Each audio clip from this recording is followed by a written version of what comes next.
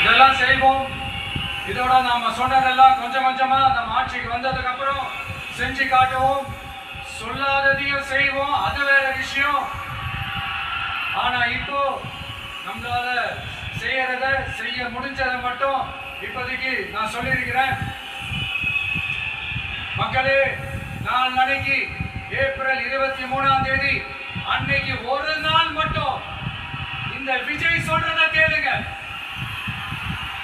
கேட்டுட்டு தயவு செஞ்சு விசில்க்கு ஓட்டு போடுங்க. அடுத்து வர 5 வருஷம், அது என்ன 5 வருஷம், அடுத்து வர எல்லா வருஷமும் நீங்க சொல்றத நான் கேட்கிறேன். நீங்க சொல்றத இந்த விஜய் கேட்பான். கான்ஃபிடென்ட்டா இருங்க, நல்லதே நடக்கும். வெற்றி நிச்சயம், வெற்றி நிச்சயம், வெற்றி நிச்சயம். மீண்டும் சந்திக்கும்